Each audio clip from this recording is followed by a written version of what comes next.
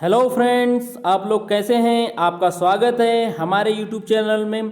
दोस्तों, मैं सविंद्र नखाती आज आपके लिए लेके आया हूं दोस्तों बहुत ही शानदार ज़बरदस्त सेशन। हम पढ़ रहे हैं दोस्तों फिजिक्स सब्जेक्ट लूसेंट से, जिसका ये 5वें नंबर का टॉपिक है, जिसका नाम है दोस्तों दाब, जिसको इंग्लिश में कहते हैं प्रेशर। तो दोस्तों इसके बारे में समझेंगे क्या होता है, इसके एक कंसेप्ट को देखेंगे, कहाँ यूज़ होता है, क्या है इसके एग्जाम्पल, क्यों ज़रूरत पड़ती है, हर किसी चीज़ के बारे में जानेंगे दोस्तों। आप हमारे वीडियो को आखिर तक जरूर देखें, आपको बहुत कुछ नया सीखने मिलेगा दोस्तों। इसके अलावा मैंने कुछ बहुत ही ज़बरदस्त टॉपिक फिजिक्स के पढ़ा चुका हूँ, आप हमारे चैनल के प्लेलिस्ट में जाके देख सकते हैं। तो दोस्तों मैं फिजिक्स के साथ साथ मैथ्स के भी पढ़ाता हूँ, वो भी हमारे यूट्यूब चैनल के प्लेलिस्ट में जाके देख सकते हैं। तो दोस्तों चलो स्टार्ट करते हैं। हमारा जो टॉपिक है दोस्तों आज का दाब, जिसको इंग्लिश में कहते हैं प्रेशर। तो दोस्तों क्या है इसकी परिभाषा, तो उसको समझते हैं। दोस्तों किसी सतह के एकांक क्षेत्रफल में, किसी सतह मतलब कोई दोस्तों कोई क्षेत्रफल दिया है, एकांक क्षेत्रफल में लगने वाले बल को, मान लो कोई एरिया दिया है दोस्तों, मान लो कोई एरिया ए है मान लिया, उस पर कोई लग रहा है एकांक क्षेत्रफल पे कोई बल लग रहा है एफ, तो लगने वाले बल को ही दाब कहते हैं। मतलब क्या हो जाएगा दोस्तों, ये हो जाएगा कि प्रेशर P बराबर F/A। जो बल लग रहा है वो क्षेत्रफल एकांक क्षेत्रफल पे लग रहा है, जिसकी यूनिट क्या होती है मीटर स्क्वायर, और जो बल है उसकी क्या यूनिट थी न्यूटन। मैंने दोस्तों न्यूटन कैसे आया है, बल कहाँ से आया है, इसका मैंने बता चुका हूँ। आप हमारे प्रीवियस वीडियो में जाके आप देख सकते हैं। तो दोस्तों क्या हो गया, इसकी यूनिट दाब की यूनिट क्या हो जाएगी न्यूटन पर मीटर स्क्वायर। ठीक है दोस्तों, जैसे यहाँ दिया भी है दाब P, दाब यानी इंग्लिश में प्रेशर कहते हैं, इसलिए इसको P से डिनोट करते हैं। तो पृष्ठ के लंबवत बल और पृष्ठ का क्षेत्रफल का जो अनुपात होगा वही क्या कहलाता है, दाब कहलाता है। इसका ऐसा ही मात्रक क्या होगा दोस्तों, इसका ऐसा ही मात्रक होगा न्यूटन।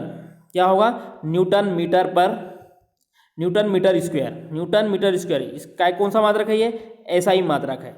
इसको क्या कहते हैं दोस्तों, पास्कल भी कहते हैं। क्या कहते हैं, पास्कल भी कहते हैं। पास्कल पूरा नाम था दोस्तों, इसलिए उसको शॉर्टकट में PA दर्शाते हैं। PA का मतलब पास्कल ही है।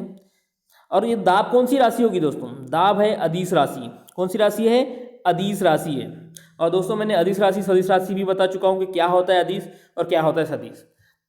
तो समझ में आ गया दोस्तों कि दाब क्या है। अब इसके एग्जाम्पल देखो कि कहाँ इनकी जरूरत पड़ती है।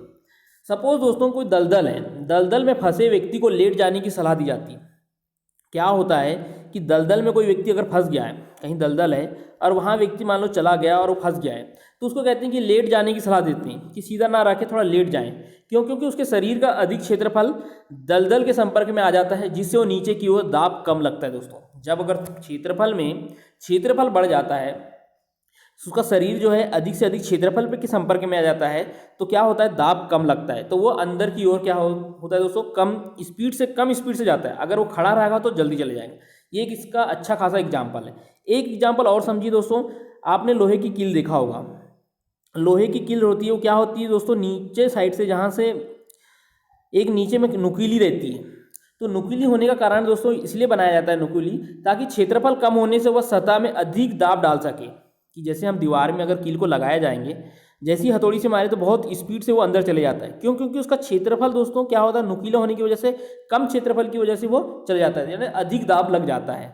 समझ में आ गया दोस्तों, दो एग्जाम्पल। अब आगे चलते हैं दोस्तों कि वायुमंडलीय दाब क्या है।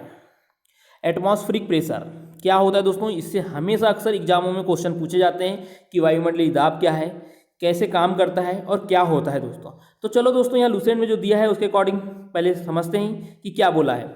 सामान्यतः वायुमंडलीय वह दाब है जो पारा मतलब दोस्तों Hg, इसको Hg द्वारा दर्शाया जाता है, इसको मरकरी भी कहते हैं, के 36 सेंटीमीटर लंबे कॉलम के द्वारा, क्या है 76 सेंटीमीटर लंबे कॉलम के द्वारा 0 डिग्री सेल्सियस पर, टेम्परेचर क्या है 0 डिग्री सेल्सियस। अगर मैं केल्विन की बात करूँ तो दोस्तों इसमें क्या करोगे आप, 273 केल्विन को जोड़ दोगे, पर 75 डिग्री अक्षांश पर समुद्र तल पर लगाया जाता है।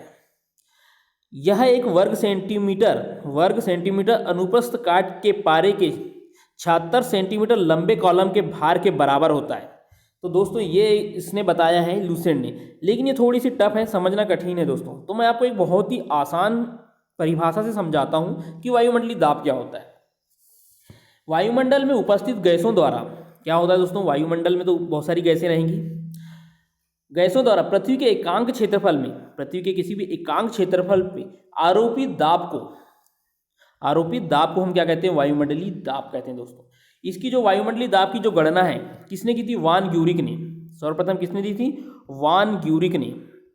इसकी जो गणना थी दोस्तों वायुमंडलीय दाब की, किसने दी थी, वान ग्यूरिक ने दी थी। एक बार फिर से देखिए, वायुमंडल में उपस्थित गैसों द्वारा पृथ्वी के एकांक क्षेत्रफल पर आरोपित दाब को ही क्या कहते हैं, हम वायुमंडलीय दाब कहते हैं। और इसकी सर्वप्रथम गणना किसने दी थी, वान ग्यूरिक ने दी थी दोस्तों। ग्यूरिक ने ही निर्वात पंप की भी खोज की थी। इसने क्या किया था, एक निर्वात पंप की भी खोज किसने की है, वान ग्यूरिक ने। ये याद रहना चाहिए दोस्तों। अब दोस्तों यहाँ दिया है कि एक बार बराबर 10⁵ न्यूटन मीटर स्क्वायर। दोस्तों जहाँ भी न्यूटन पर मीटर स्क्वायर आया तो उसको हम पास्कल भी कह सकते हैं। और ये दर्शा रहा है, अगर कहीं भी ऐसा लिखा रहा कि न्यूटन पर मीटर स्क्वायर 4-5 यूनिट दी रही, और जहाँ भी न्यूटन पर मीटर स्क्वायर पूछा है कि किसका है, तो आप बता सकते हो ये दाब की मात्रक है, दाब का मात्रक है दोस्तों। तो दोस्तों पृथ्वी की सतह पर वायुमंडलीय दाब कितना होगा। क्वेश्चन अगर आ गया कि पृथ्वी की सतह पर वायुमंडलीय दाब कितना होगा, तो आप बता सकते हो दोस्तों एटीएम। ये एटीएम का मतलब होता है, 1 एटीएम का मतलब होता है 1 एटमॉस्फेरिक प्रेशर बराबर 1.01 × 10⁵ इतना होता है दोस्तों। यूनिट क्या आएगी, यूनिट न्यूटन पर मीटर स्क्वायर आएगी, या आप इसको पास्कल भी कह सकते हो। ये कहाँ पर है, यह है दोस्तों पृथ्वी की सतह पर वायुमंडलीय दाब। समझ में आ गया। अब आगे चलिए दोस्तों, यहाँ लिखा है वायुमंडलीय दाब 10⁵ न्यूटन पर मीटर स्क्वायर। ये किसके बराबर होता है, एक बार के बराबर होता है, एक बार के बराबर होता है। याद रखिए दोस्तों, ये छोटी छोटी चीज़ें जो याद होनी चाहिए। तो दोस्तों समझ में आ चुका है कि पृथ्वी की सतह पर वायुमंडलीय दाब कितना होता है। लेकिन दोस्तों कभी एक और क्वेश्चन पूछता है कि 1 सेंटीमीटर पारा दाब, पारा मैं बता चुका हूँ दोस्तों Hg, पारा दाब बराबर क्या होता है। तो दोस्तों इसको अगर हम न्यूटन पर मीटर स्क्वायर या पास्कल की बात करें तो ये होता है दोस्तों 1.33 × 10⁻³ पास्कल बोलो या न्यूटन पर मीटर स्क्वायर बोल सकते हैं। समझ में आ गया दोस्तों। 1 पास्कल बराबर कितना होता है, अगर पूछा आपको कि 1 पास्कल बराबर का कितना होता है, तो आप बता सकते हो कि 1 पास्कल बराबर न्यूटन पर मीटर स्क्वायर, 1 न्यूटन पर मीटर स्क्वायर होता है। क्योंकि मैंने बता चुका हूँ कि न्यूटन पर मीटर स्क्वायर को पास्कल भी कहते हैं। तो कभी आपको कन्फ्यूजन के लिए पूछ सकता है कि 1 पास्कल बराबर कितना होता है, तो आपके सामने दिया रहेगा, तो आप क्या लगाओगे, 1 न्यूटन पर मीटर स्क्वायर। ठीक है दोस्तों। यदि मिलीबार में पूछा पास्कल को कि मिलीबार में क्या होगा, तो आप बता सकते हो कि 1 मिलीबार बराबर 10⁻² पास्कल। और 1 बार बराबर तो मैं बता चुका हूँ कितना होता है, 1 बार बराबर 10⁵ न्यूटन पर मीटर स्क्वायर या पास्कल। ठीक है दोस्तों। यदि एक टॉर बराबर पूछा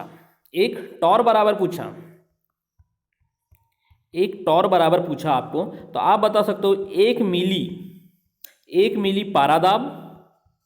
ये छोटी छोटी चीज़ें दोस्तों आपको याद रहनी चाहिए, या आप इसको कह सकते हो 133.8 पास्कल।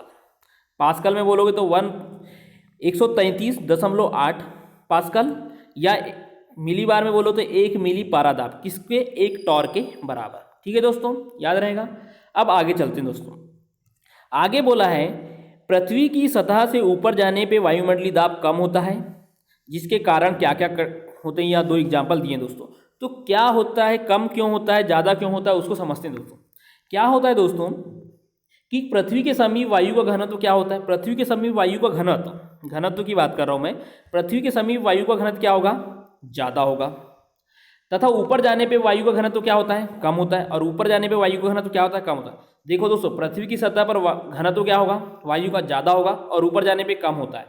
इसी कारण पृथ्वी की सतह पर वायुमंडलीय दाब क्या होता है दोस्तों, इसी के कारण क्या होता है, पृथ्वी की सतह पे वायुमंडलीय दाब क्या होगा, सतह पर ज़्यादा होगा, और ऊपर जाने पे क्या होगा, दाब कम होगा। तो समझ में आ गया दोस्तों कि दाब कम ज़्यादा क्यों हो रहा है, क्योंकि वायु का घनत्व पृथ्वी की सतह पे ज़्यादा है तो दाब भी ज़्यादा रहेगा। ऊपर जाने पे वायु का घनत्व क्या हो रहा है, कम हो रहा है, तो दाब भी कम होगा। समझ में आ गया दोस्तों कम ज़्यादा का। अब इसमें जो एग्जाम्पल दिया है कि पहाड़ों पे खाना बनाने में कठिनाई होती है, तो क्यों होती है दोस्तों, ये देखो क्या होता है दोस्तों, पर्वतों पर या पहाड़ों पर जब वायुमंडलीय दाब कम होने से क्वथनांक क्या होता है, कम होता है दोस्तों। क्या होता है, क्वथनांक क्या होता है, कम होता है। यदि क्वथनांक कम हो जाने से कुकर में जो खाना बना रहे हो, जिस भी बना रहे हो, तो उसका क्या होगा, उसमें भी कम हो जाएगा, जिसकी वजह से खाना क्या होगा दोस्तों, लेट पकेगा। इसलिए कहते हैं कि पहाड़ों पे खाना बनाने में कठिनाई होती है। दूसरा दोस्तों, वायुयान में बैठे यात्री की फाउंटेन पेन से स्याही रिस जाती है। तो क्यों रिस जाती है दोस्तों, वो देखो। तो दोस्तों क्या होता है कि अधिक ऊंचाई पे वायुमंडलीय दाब क्या होगा, कम होगा, क्योंकि हमने बताया कि पृथ्वी की सतह से ऊपर जाने पे क्या होता है, वायुमंडलीय दाब क्या होता है दोस्तों, कम होता है। एटमॉस्फेरिक प्रेशर क्या होता है, ऊपर जाने पे कम होता है। तो क्या होता है दोस्तों, वायुयान में बैठे व्यक्ति के बाल पेन में से स्याही कर क्यों रिस जाती है, क्योंकि अधिक वायुमंडलीय दाब हो जाने के कारण जो पेन से जो स्याही है वो क्या हो जाती है, रिस जाती है। किसका वायुमंडलीय दाब, पेन की जो स्याही का है दोस्तों, वो वायुमंडलीय दाब से क्या हो जाता है, वहाँ अधिक हो जाता है, और बाहर को जा रहे हैं तो कम हो रहा है, और उसका जो दाब है वो ज़्यादा हो रहा है। तो इस वजह से वो क्या हो रहा है दोस्तों, रिस जाती है। तो इसलिए सलाह दी जाती है कि यदि आप वायुयान में सफ़र कर रहे हो तो आप पेन ना रखें करके। ठीक है दोस्तों, अब आगे चलते हैं। यहाँ दिया है दोस्तों बैरोमीटर दिया है दोस्तों, बैरोमीटर का पाठ्यांक। तो पहले मैं आपको बैरोमीटर बताता हूँ कि दोस्तों बैरोमीटर क्या होता है, इसके बारे में जानिए। तो दोस्तों बैरोमीटर क्या होता है, इसको जानिएगा। बैरोमीटर दोस्तों, बैरोमीटर क्या होता है, देखिए कि बैरोमीटर की सहायता से हम वायुमंडलीय दाब को मापते हैं। कह सकते हो कि आप वायुमंडलीय दाब को मापने के लिए किसके द्वारा मापा जाता है, वायुमंडलीय दाब, बैरोमीटर के। मौसम संबंधी महत्वपूर्ण जानकारी भी प्राप्त होती है किसके द्वारा, बैरोमीटर के द्वारा दोस्तों। इसमें पारे का उपयोग होता है। इस जो मीटर है बैरोमीटर में क्या का यूज होता है, पारे का उपयोग होता है दोस्तों। उसकी सहायता से हम बता सकते हैं कि जो मीटर होता है उसमें पारे का यूज किया जाता है। तो दोस्तों अब देखो आगे कि ये बोला है कि बैरोमीटर का पाठ्यांक यानी जो जिसके द्वारा मापा जाता है उसमें एकाएक नीचे गिरता है तो क्या आता है, आंधी आने की संभावना होती है। अगर बैरोमीटर का जो मीटर रहता है दोस्तों, उसमें जो कांटा लगा रहता है वो क्या होता है, अचानक नीचे गिरने लगता है, तो समझ जाओ कि क्या बताता है, आंधी आने की संभावना को बताता है। समझ में आया दोस्तों। यदि बैरोमीटर का पाठ्यांक धीरे धीरे नीचे गिरता है, एकाएक नीचे गिरता है तो क्या होता है, आंधी आने की संभावना है, और धीरे धीरे नीचे गिरता है तो वर्षा होने की संभावना बताता है कि यानी कि आज बारिश हो सकती है, ये संभावना बताता है जब वो धीरे धीरे नीचे गिरता है। और दोस्तों जब बैरोमीटर का पाठ्यांक वो धीरे धीरे ऊपर चढ़ता है तो दिन साफ होने की संभावना बताता है, यानी कि यदि बारिश हो गई हो या आंधी तूफान आ चुका हो, उसके बाद देखा जाए कि बैरोमीटर का जो पाठ्यांक है, जो मीटर का जो काट है, वो बता रहा है कि धीरे धीरे ऊपर होते जा रहा है, चढ़ते जा रहा है। तो इसका मतलब ये है कि मौसम अब क्या होगा, साफ होगा। ये समझ में आ गया दोस्तों। अब देखो द्रव में दाब क्या बता रहा है, प्रेशर इन लिक्विड, कि लिक्विड में प्रेशर किस तरीके से काम करता है। ठीक है दोस्तों, द्रव के अणुओं द्वारा बर्तन की दीवार तथा तली के प्रति एकांक क्षेत्रफल पर लगने वाले बल को द्रव का दाब कहते हैं। जैसे कि आपने नॉर्मल में देखा था कि किसी सतह पे क्या लग रहा है, बल लग रहा है, तो उसको दाब कह रहे थे फोर्स अपॉन एरिया। इतना तो समझ में आ चुका है दोस्तों। अब यहाँ क्या है, द्रव के अणुओं के द्वारा बर्तन की दीवार और तली के क्षेत्रफल पर लगने वाले बल को, मतलब दोस्तों द्रव में दाब का मतलब है कि जो किसी बर्तन में क्या रखा है, द्रव रखा हुआ है, अब उस पर लग रहा है कोई बल, उसके बल लग रहा है, यानी उसके एकांक क्षेत्रफल पे और उसकी दीवारों पे क्या लग रहा है, बल लग रहा है, तो हम उसको क्या कहेंगे, द्रव का दाब कहेंगे। उसको क्या कहेंगे, द्रव का दाब कहेंगे। और एकांक क्षेत्रफल पे लग रहा था या सतह पे लग रहा है तो सीधे हम उसको दाब कहते हैं। लेकिन अगर द्रव पे लगा रहे हैं, द्रव के एकांक क्षेत्रफल पे लगा रहे हैं, तो हम द्रव का दाब कहेंगे। समझ में आया दोस्तों। अब इसमें एक रिलेशन भी दिया है कि द्रव के अंदर किसी बिंदु पर द्रव के कारण द्रव की सतह पर उस बिंदु की गहराई h, मान लो एक डायग्राम से समझिएगा, यदि एक ऐसा कोई बर्तन है, यहाँ द्रव भरा हुआ है, द्रव की सतह मान लो यहाँ तक है और उसकी ऊंचाई दे दी गई h मीटर दे दी, और द्रव का घनत्व दे दिया गया d। मैं भी आपको घनत्व बताऊंगा दोस्तों कि घनत्व क्या होता है, इसको इंग्लिश में डेंसिटी कहते हैं ये। और इस द्रव को जो स्थिर रखे हुए हैं यानी खींच के रखे हैं, वो लग रहा है गुरुत्वीय त्वरण g।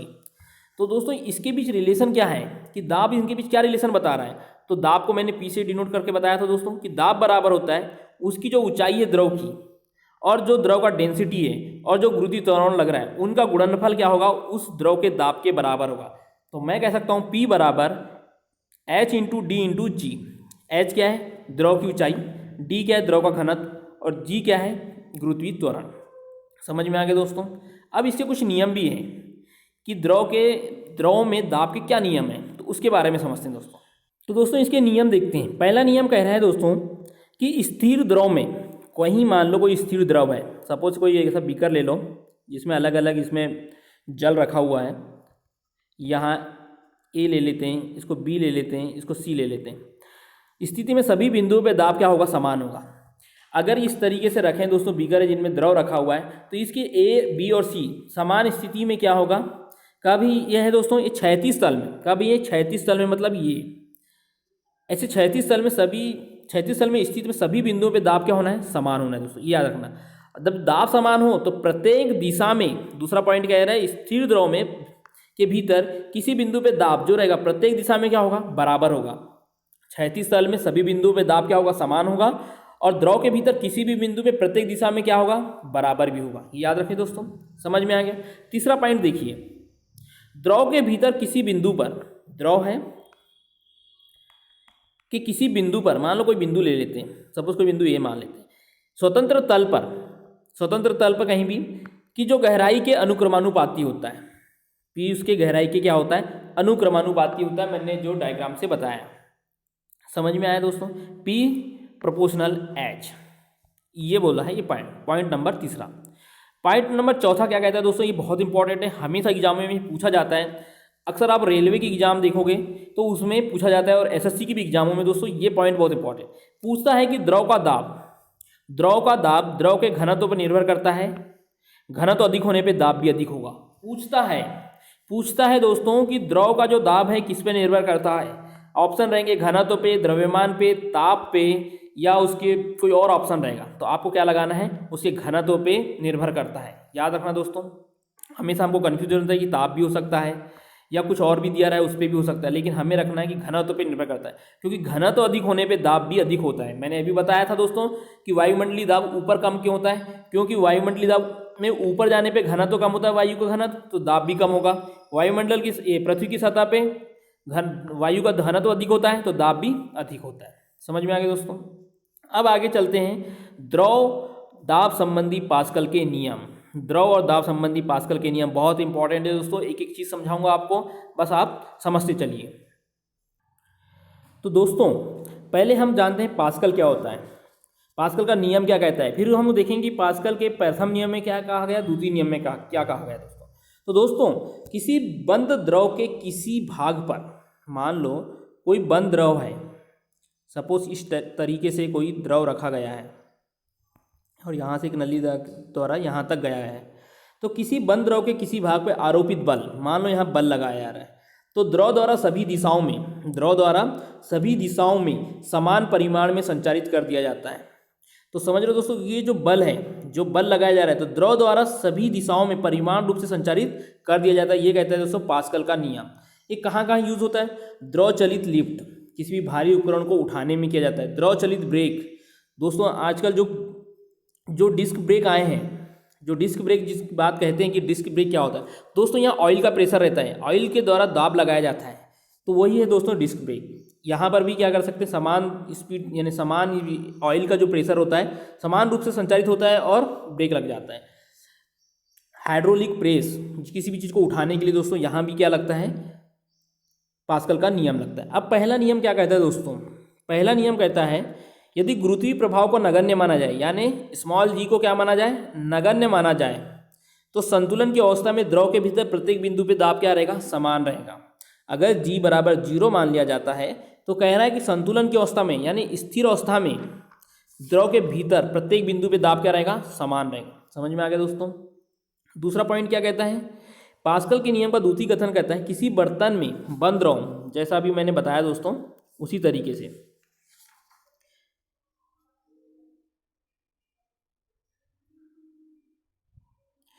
अभी जो मैंने बताया दोस्तों उसी, किसी बर्तन में द्रव के किसी भाग पे आरोपित बल, मैंने अगर यहाँ द्रव रखा है और मैंने यहाँ बल लगाया जाए तो सभी दिशाओं में समान परिमाण में संचारित कर दिया जाता है। अगर यहाँ कोई वेट है दोस्तों, अगर मैं यहाँ लगाऊंगा तो ये वेट क्या हो जाएगा, उठ जाएगा। तो यही होता है दोस्तों पास्कल के नियम, इसमें द्वितीय नियम में यही कहा गया। अब कुछ दोस्तों इस पे नियम पे आधारित, कुछ नियम पे आधारित यंत्र बताया, जैसे अभी मैंने एग्जाम्पल दे चुका हूँ क्या, हाइड्रोलिक लिफ्ट, हाइड्रोलिक प्रेस और हाइड्रोलिक ब्रेक। ये जितने भी हाइड्रोलिक लिफ्ट है, हाइड्रोलिक प्रेस है, हाइड्रोलिक ब्रेक है दोस्तों, ये सब पास्कल के नियम पे आधारित है। और पास्कल जो है दाब के नियम पे है दोस्तों। तो इस वजह से ये हाइड्रोलिक प्रेस, हाइड्रोलिक ब्रेक और हाइड्रोलिक लिफ्ट काम करते हैं किस पे, पास्कल के नियम। पूछा जाता है दोस्तों कि पास्कल के नियम पे यानी हाइड्रोलिक लिफ्ट किस पे आधारित है, तो पास्कल का नियम रहेगा, आर्किमिडीज का सिद्धांत रहेगा, ऐसे बहुत सारी चीज़ दिए रहेंगे। तो आपको क्या लगाना है, पास्कल के नियम पर है। ठीक है दोस्तों, समझ में आया।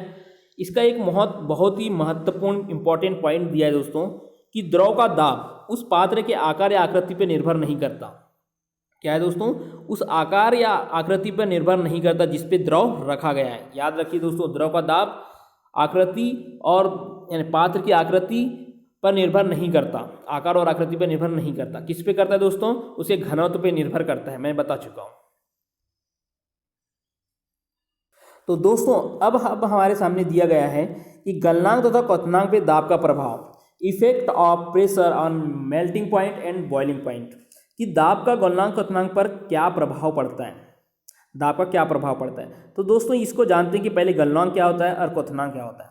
तो दोस्तों गलनांक क्या है, देखिए गलनांक की परिभाषा समझिए कि निश्चित ताप पर, कोई निश्चित ताप है मतलब कांस्टेंट टेम्परेचर पर ठोस का द्रव में बदलना, ठोस का किसी भी सॉलिड का लिक्विड में चेंज होना क्या कहलाता है, गलन कहलाता है। तथा इस निश्चित ताप को ठोस का क्या कहते हैं, हम गलनांक कहते हैं। समझ में आया दोस्तों, यह है गलनांक। अब देखिए क्वथनांक क्या होता है, क्वथनांक क्या बोल रहा है वो देखिए दोस्तों। क्वथनांक मतलब बॉइलिंग पॉइंट, निश्चित ताप पे द्रव का वाष्प या गैस में बदलना, किसका, द्रव का वाष्प या गैस में बदलना। और गलनांक क्या होता था, ठोस का द्रव में बदलना, और क्वथनांक द्रव का गैस या वाष्प में बदलना वाष्पन कहलाता है। तो इस निश्चित ताप को द्रव का क्या कहते हैं, हम क्वथनांक कहते हैं। तो गलनांक और क्वथनांक समझ में आ गया दोस्तों। अब देखिए दाब पर क्या प्रभाव पड़ता है। गलनांक का क्या प्रभाव पड़ता है, गर्म करने पे जिन पदार्थों का आयतन बढ़ता है, गर्म कर रहे हैं कोई भी चीज़ दोस्तों जिसमें टेम्परेचर दिया जा रहा है या गर्म कर रहे हैं किसी पदार्थ को, तो उसका आयतन बढ़ता है। आयतन क्या होता है दोस्तों, जो भी कोई वस्तु इसका स्थान घेरती है वो उसका क्या कहलाता है, आयतन कहलाता है। सपोज मान लो किसी एक गिलास में पानी रख दिया जाए तो उस द्रव का क्या कहलाएगा, गिलास का पूरा सरफेस एरिया क्या कहलाएगा, उसका आयतन कहलाएगा दोस्तों। समझ में आ गया कि इतना क्षेत्रफल है और इतनी गहराई तक पानी भरा हुआ है। तो इसलिए दोस्तों आयतन जो होता है, आयतन की जो है मीटर क्यूब में करते हैं। मीटर क्यूब क्यों कहते हैं, क्योंकि क्षेत्रफल तो मीटर स्क्वायर हो गया और कितनी गहराई तक है मीटर, इसलिए वो मीटर क्यूब हो जाता है। इसलिए हम उसको आयतन को क्या कहते हैं, मीटर क्यूब में कहते हैं। समझ में आ गया दोस्तों, ये इसकी यूनिट है आयतन की, जितना स्थान घेरता है वो उसका आयतन कहलाता है। तो यही बोला है दोस्तों कि गर्म करने पे जिन पदार्थों का आयतन बढ़ता है, जिन पदार्थों का आयतन बढ़ता है, दाब बढ़ाने पे गलनांक भी बढ़ जाता है। दाब बढ़ाएंगे तो गलनांक भी क्या होगा, बढ़ जाएगा। जैसे मोम हमको हर कोई जानते हैं दोस्तों कि मोमबत्ती से जान सकते हैं आप कि मोम को अगर हम पिघलाएं या घी को हम पिघलाएं तो क्या कहेगा, उसका आयतन बढ़ जाएगा, यानी थोड़ी सी ज़्यादा मात्रा में हो जाता है। आयतन बढ़ेगा तो मतलब आयतन बढ़ जाता है। तो दाब जब लगाएंगे उस पर तो क्या होगा, उसका गलनांक बढ़ जाता है। समझ में आ गया दोस्तों। दूसरा पॉइंट देखो, गर्म करने पे जिन पदार्थों का आयतन घटता है, जस्ट अपोजिट, यदि आयतन घट जाता है तो दाब बढ़ाने पे गलनांक भी क्या होगा, कम हो जाएगा। बर्फ में हमेशा दोस्तों याद रखिए कि बर्फ का अगर हम गर्म करें तो उसका आयतन क्या होगा, घट जाएगा। ऐसा नहीं कि बर्फ को यानी कि गर्म करें और वो पिघल जा रहा है, पानी बन जा रहा है तो कम यानी बढ़ जा रहा है, ऐसा नहीं होता दोस्तों। उसका आयतन क्या होता है, घट जाता है। याद रखना दोस्तों। समझ में आया। अब देखिए आगे क्वथनांक का प्रभाव, कि क्वथनांक का प्रभाव दाब पे क्या पड़ता है। सभी द्रवों पर क्वथनांक दाब बढ़ाने पे क्या होता है, बढ़ जाता है। जब भी क्वथनांक का प्रभाव रहता है दोस्तों, सभी द्रवों का क्वथनांक दाब बढ़ाने पे क्या होता है, बढ़ जाता है। यहाँ कम ज़्यादा नहीं होता। समझ में आया दोस्तों।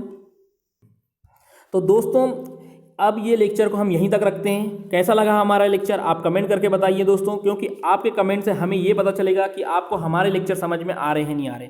और दोस्तों हर एक चीज़ को बहुत ही कंसेप्ट से बताया गया है, बहुत ही इजी लैंग्वेज में बताया गया है, जिससे आपको समझने में कोई दिक्कत नहीं जाएगी। कॉम्पिटिशन एग्जाम में दोस्तों ऐसे ही क्वेश्चन आते हैं कि क्वथनांक का क्या प्रभाव है, गलनांक का क्या प्रभाव है, दाब का क्या होता है, क्या एग्जाम्पल है दोस्तों, इसी टाइप के क्वेश्चन आते रहेंगे। तो दोस्तों आप हमारे वीडियो को आखिर तक जरूर देखें। और इसके पहले भी जो मैंने वीडियो बनाया हो दोस्तों, बहुत ही बेसिक कंसेप्ट के साथ बताया हूँ, इजी लैंग्वेज में बताया हूँ, आप उनको भी जरूर देखें। तो दोस्तों धन्यवाद।